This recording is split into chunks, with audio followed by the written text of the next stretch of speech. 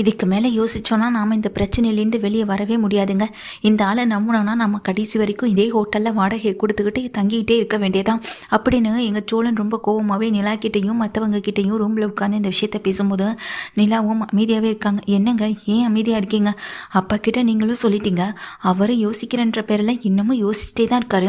இத்தனை விஷயத்தில் ஞாபகம் வராதது இதோ வயசான காலத்தில் இனிமேல் தான் ஞாபகம் வந்துடப்போதான் என்ன அப்படின்னு சோழன் சொல்ல, அதை கேட்ட நிலாவும் அங்கிள் ப்ளீஸ் கொஞ்சமாவது யோசிச்சு பாருங்கன்னு சொல்ல, என்னம்மா பண்ண சொல்கிறேன்? எத்தனையோ தடவை யோசிச்சு பார்த்துட்டேன். ஏன்னா எனக்கு எதுவுமே ஞாபகத்துக்கு வர மாட்டுது. அந்த உயில் பத்திரத்தை பேசி எழுதுனதோட சரி, அதுக்கப்புறம் இது எங்கே போணுச்சுனே தெரியல அப்படின்னு சொல்லும்போது நிலா ஒரு விஷயத்த வந்துட்டு கணிக்கிறாங்க.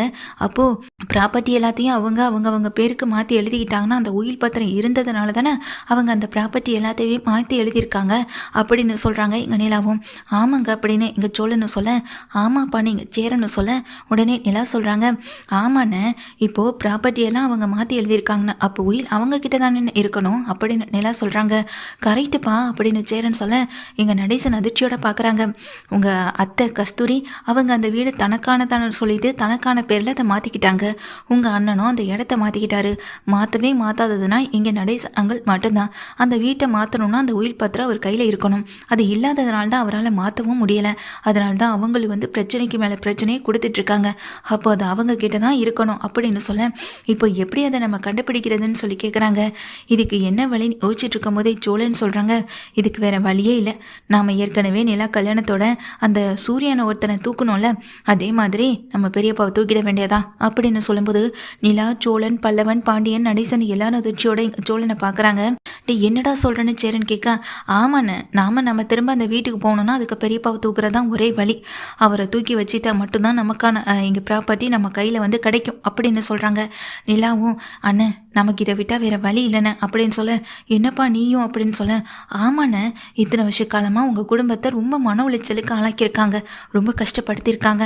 அப்படி இருக்கப்போ நம்ம பத்திரம் நமக்கு திரும்ப கிடைக்கணும்னா நம்ம இதை செய்கிறதுல வேறு வழியே இல்லை அப்படின்னு சொல்ல, அவரை கடத்தினா மட்டும் எப்படிப்பா நமக்கு கிடைக்கும் அப்படின்னு சொல்லானே, அதெல்லாம் நான் பார்த்துக்கிறேனே, நீ அதெல்லாம் கவலைப்பட வேணாம். டேய் பாண்டி, நீ மட்டும் எனக்கு உதவி பண்ணால் போதும், பல்லவா நீங்கள் எந்த பார்த்துக்கோ அப்படின்னு சொல்லிட்டு சோழன் பாண்டியை கூட்டிகிட்டு கிளம்புறாங்க. சேரனும் எனக்கு ஏதோ பயமாக இருக்குப்பா, போலீஸு கேஸுன்னு பெரிய பிரச்சனை ஆகிடாதே அப்படின்னு அங்கே கேட்கவும் செய்கிறாங்க. இல்லைன்னு நீங்கள் பயப்படுற அளவுக்கு எதுவுமே நடக்காது, நீங்கள் ஏன்னு இப்படி பயப்படுறீங்க அப்படின்னு அங்கே நிலாவும் சொல்லிட்டு இருக்காங்க. நிலா சொன்னது போல் சோழன், பாண்டியன் ரெண்டு பேருமே கரெக்டாக அந்த ஆளை ஸ்கெட்ச் போட்டு தூக்கவும் செஞ்சிடறாங்க. ஒரு இடத்துல அடைச்சி வைக்கிறது மட்டும் இல்லாமல், இப்போ எதுக்குள்ள என்னை கடத்திட்டு வந்துட்டீங்கன்னு அவங்க பெரியப்பா சத்தமோட, நான் யாருன்னு தெரியும்ல, போலீஸு கேஸுன்னு போனேன்னா அப்புறம் மொத்த குடும்பத்தையும் தூக்கி உள்ளே வச்சிருவேன், ஆள் கடத்தல் கேஸுன்னு சொல்லி உங்கள் எல்லாரையும் என்னால் உள்ளே தூக்கி வைக்கவும் முடியும் அப்படின்னு சொல்லவும் செய்கிறாங்க. அவங்க பெரியப்பா சொல்ல, உங்களால் முடிஞ்சதை பார்த்துக்கோங்க, எங்கள் வீட்டோட உயில் பாத்திரம் அப்படின்னு சொல்லி சோழன் கேட்குறாங்க. உயில் பாத்திரமா, அதை ஏன்டா என்கிட்ட கேட்குறீங்கன்னு சொல்ல, உங்ககிட்ட தான் இருக்குன்னு எங்களுக்கும் தெரியும் அப்படின்னு சோழன் மிரட்டுறாங்க. அப்போது நிலாவும் வராங்க.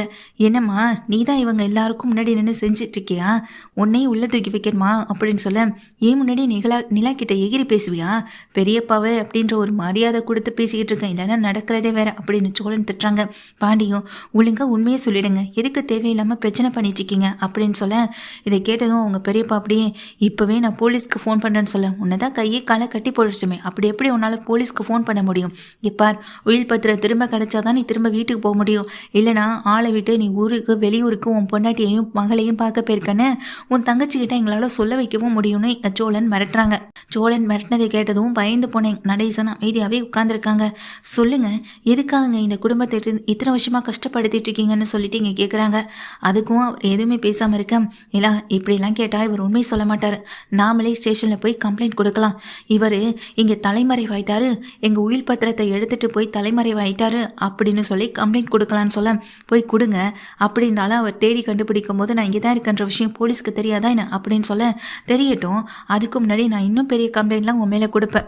என்னன்னு கேட்குறியா, உயில் பத்திரத்தில் 3 பேருக்கும் 3 பங்கா இங்கே பிரிச்சிருக்காங்க, ஆனால் 2 பேர் மட்டும் அந்த ப்ராப்பர்ட்டியை தான் பேருக்கு மாற்றிக்கிட்டாங்க, 3ஆவதாக இருக்க எங்கள் அப்பாவால் மட்டும் மாற்ற முடியலை. ஏன் மாற்ற முடியலை? அந்த உயில் பத்திரம் அவர் கையில் இல்லை. அப்போ அது யார்கிட்ட இருக்கணும்? 2 பேர் மாற்றினாங்க இல்லையா, அவங்க கிட்ட தான் அந்த உயில் பத்திரமும் இருக்குது. இப்படி நான் கம்ப்ளைண்ட் கொடுக்கலாமே அப்படின்னு அங்கே சோழன் பாயிண்ட் பிடிச்சி பேச, கரெக்டாக சொன்னீங்க சோழன், இதுக்கு இருக்க ஒரே வழி இதுதான், நாமளே கம்ப்ளைண்ட் கொடுப்போம், அவங்களே தீர விசாரிக்கட்டும், நாம கிட்ட விசாரணை பண்ணால் நாம் அவங்க மேலே கையை வைக்காமல் விசாரணை பண்ணிட்டு இருக்கோம், அதுவே ஸ்டேஷனில் பண்ணாங்கன்னா அப்படின்னு நிலா மிரட்டும் போது பயந்து போய் உட்காந்துருக்காரு. இங்கே பாரியா, உனக்கு ஒரு பொண்ணு இருக்குது, அந்த பொண்ணுக்கு கல்யாணமும் பண்ணி வைக்கணும், இந்த ஊரில் கொஞ்சம் மரியாதையாகவும் இருந்துக்கிட்டு இருக்கேன், உன்னை போலீஸ் தரன்னு பிடிச்சி இழுத்துட்டு போனால் அது மரியாதைக்கு நல்லா இருக்குமா அப்படின்னு சொல்லி கேட்குறாங்க. அதை கேட்ட உடனே அங்கே நடேசனுடைய அண்ணன், அதான் எங்கள் சோழனுடைய பெரியப்பா பயத்தில் அப்படியே அமைதியாக உட்காந்துருக்கு. இங்கே பாருங்கள், வயசில் பெரியவங்க தானே, இங்கே உயில் பத்திரத்தை திரும்ப கொடுங்க, இல்லைனா நீங்கள் இங்கேருந்து இப்போதைக்கு இந்த இடத்த விட்டு நகரக்கூட முடியாதுன்னு இங்கே நிலா மிரட்டிட்டு போகிறாங்க. பாண்டியுமே சொல்லிட்டு இருக்காங்க, சோழனும் சொல்கிறாங்க. ஆனால் அவருக்கு வந்துட்டு இங்கே உயில் பத்திரத்தை திருப்பி கொடுத்துடக்கூடாது அப்படின்ற எண்ணம் மட்டும் இருக்கு. அந்த நேரத்தில் தான் இங்கே உடனே ஒரு ஃபோன் வருது. கஸ்தூரி, அண்ணே எங்கன்னே இருக்க அப்படின்ற மாதிரி இங்கே கால் அட்டன் பண்ண உடனேயே பேசவும் செய்கிறாங்க. எல்லாம் தான் கால் அட்டன் பண்ண இப்போ என்னங்க பண்ணுறதுன்னு சோழன் பார்க்குறாங்க. பாண்டியும் உடனே என்ன பண்ணுறாங்க, தன்னுடைய குரலை வந்துட்டு தான் பெரியப்பா மாதிரி டக்குன்னு மாற்றிடுறாரு. மாற்றிட்டு இங்கே பேசவும் செய்கிறாரு. நான் வெளியே வந்திருக்கேன்ப்பா அப்படின்னு சொல்லும்போது, அண்ணே சீக்கிரம் வான வீட்டுக்கு, நான் மட்டும் இல்லை தனியால நான் இருக்கேன் அப்படின்னு சொல்லிட்டு அங்கே கஸ்தூரி சொல்ல, அதுக்கு இங்கே உடனே அவங்க அண்ணனும், சரிப்பா நான் கொடுத்த உயில் பத்திரம் பத்திரமா வீட்டில் தானே இருக்கு, அப்புறம் அந்த பயலும் அதை கேட்டு வீட்டுக்குள்ளே வந்து பிரச்சனை பண்ணிட போகிறானுங்க அப்படின்னு இங்கே பாண்டி வந்து பேசுகிறாங்க. அதை கேட்ட கஸ்தூரியும், அண்ணே அதெல்லாம் நான் எப்படி நான் மறப்பேன், அவனுங்க இங்கே வந்த உயில் பத்திரத்தை இந்தா எடுத்துகிட்டு போன்னு சொல்லி கொடுக்கவா செய்வேன், அதெல்லாம் நான் கொடுக்க மாட்டேன், என்கிட்ட பத்திரமா தானே இருக்குது, நம்ம வீட்டு பீரோவில் தான் நான் போட்டு பூட்டியும் வச்சுருக்கேன், அதெல்லாம் யாருக்கும் தெரியாது, நீ கொஞ்சம் சீக்கிரம் வானே வீட்டுக்கு அப்படின்னு சொல்கிறாங்க. சரி சரி நான் வரேன், ஃபோனை வைன்னு இங்கே ஃபோனையும் வச்சிடறாங்க. இதெல்லாம் கேட்டுட்டு நிலாவும் சோழனும் கன்ஃபார்மே பண்ணிக்கிறாங்க. இப்போ எப்படி அந்த உயில் பத்திரத்தை எடுக்கிறதுன்னு சொல்லி கேட்க, வேறு வழி இல்லை, இப்போ இவர் நம்ம கண்ட்ரோலில் இருக்கார்ல, அதுக்கு அந்த பொம்பளை எடுத்து கொடுத்து தான் ஆகணும் அப்படின்னு சோழன் சொல்கிறாங்க. நிலா பாண்டி 2 பேருமே கிளம்பிட்டு போகிறாங்க. அந்த வீட்டுக்கு போயிட்டு இங்கே பத்திரத்தை கேட்குறாங்க. இந்த அண்ணன் ஃபோன் பண்ணால் அண்ணன் இன்னும் வரல, இதுங்க 2 வீட்டுக்கு முன்னாடி வந்து பிரச்சனை பண்ணிட்டு இருக்கேன்னு சொல்லிட்டு இங்கே கஸ்தூரி படபடப்போட நிற்கிறாங்க. அண்ணனுக்கு ஃபோன் பண்ணால் அந்த ஃபோன் இங்கே பாண்டி கையில் ரிங் ஆகுது. அந்த ஃபோன் என் கையில் இருக்குன்னு பாண்டி இங்கே காட்டவும் செய்ய, அதை பார்த்ததும் கஸ்தூரி அப்படியே வாயடைச்சு நிற்கிறாங்க. இப்போது நீயே போய் உயில் பத்திரத்தை எடுத்துகிட்டு வந்து கொடுத்துட்டீங்கன்னா உங்களுக்கு நல்லது, இல்லைனா போலீஸு கேஸுன்னு நான் போக வேண்டியது இருக்கும், ஏன்னா நீங்கள் பேசினதுக்கான ரெக்கார்டு இப்போ என்கிட்ட இருக்குன்னு சொல்லி ரெக்கார்ட் பண்ணதை இங்கே பாண்டி அந்த கஸ்தூரி கிட்டே போட்டு காட்டவும் செய்கிறாங்க. கஸ்தூரி இதை கேட்ட உடனே பயங்கரமாக ஆடி போகிறாங்க. இதை கேட்டதுக்கு அப்புறமா ஒரு நிமிஷம் கூட தாமதிக்கவே இல்லை.